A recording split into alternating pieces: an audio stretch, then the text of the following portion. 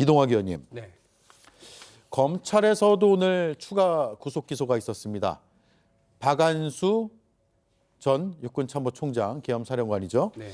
곽종근 사령관까지 해서 2명의 사령관을 기소를 했는데 기소를 하면서 밝힌 그 기소의 근거들, 수사 내용들을 보면 윤 대통령이 당시에 어떤 지시를 했는지를 다시 한번 알 수 있는 구체적인 정황들이 담겨 있어요. 그렇습니다.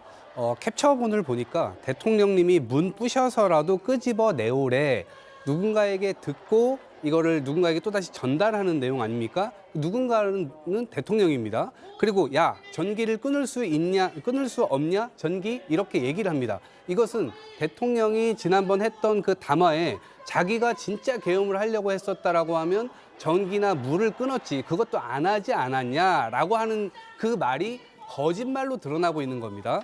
그리고 확인해 보겠습니다. 머머장님 해가지고 이 지시가 분명하게 이행이 되고 있었다는 것을 이 캡처를 통해서 드러나는데요. 윤석열 대통령이 그동안 해왔던 여러 가지 담화나 그 메시지가 대국민 거짓말 쇼였다라는 것이 계속해서 드러나고 있고 이 사람들을 통해서 증거가 지금 나오고 있는 겁니다. 그러다 보니까 이 사람들은 당연히 추가 구속 기소될 수밖에 없었던 것이고요. 역으로 이렇게 너무나 명백한 불법 위헌적인 내용들이 나오다 보니까 헌재에서도 당연히 그 시간을 당길 수밖에 없는 거예요. 이거는 오래 끌래야 끌 수도 없는 상황입니다. 그렇다 보니까 일주일에 2번, 3번씩 만약에 이런 것들이 진행된다 그러면 저는 아주 빠르면은 명절 직후에 바로 나올 수도 있겠다. 이런 예측도 해보고요. 명절 직후요. 그렇습니다. 2월 초나 아무리 늦어도 2월 중순경에 나오지 않을까 싶은데요. 저는 이것이 무슨 공방의 내용이 아닙니다. 지금 뒤에 맞춰서 짜맞춰서 대통령이 지금 변호인단에서 내고 있는 이 메시지도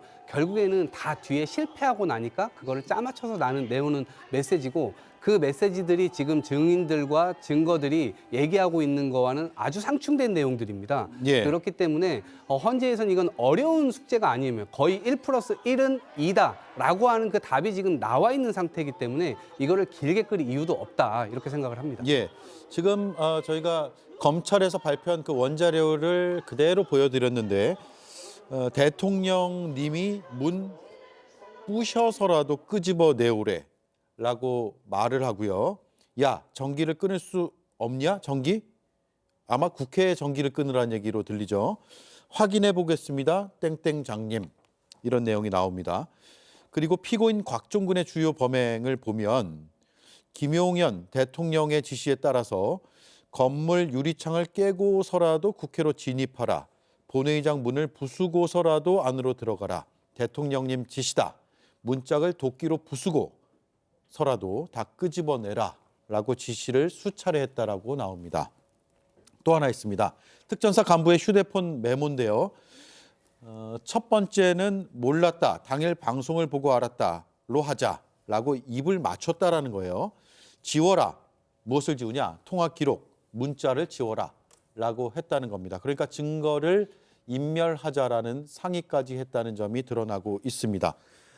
따라서 지금 검찰의 특별수사본부에서는 김용현 전 장관을 비롯해서 각 사령관들, 계엄을 모의하고 실행한 사령관들이 지금 전원 구속된 상태에서 수사를 받고 있거든요.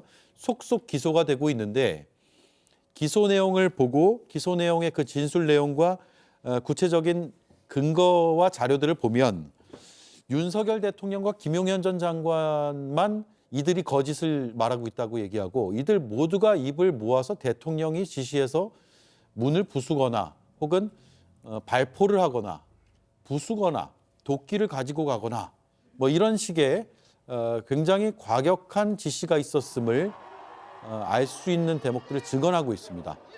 따라서 이런 부분도 충분히 헌법재판소의 심판 과정에서 감안이 될 것으로 보이고 또 검찰의 이런 수사 결과들을 헌법재판소가 자료를 제출받도록 요청하는 것이 지금 받아들여진 것으로 전해지고 있기 때문에 검찰의 이런 공소 사실은 매우 중요한 근거가 될 것으로 판단이 됩니다.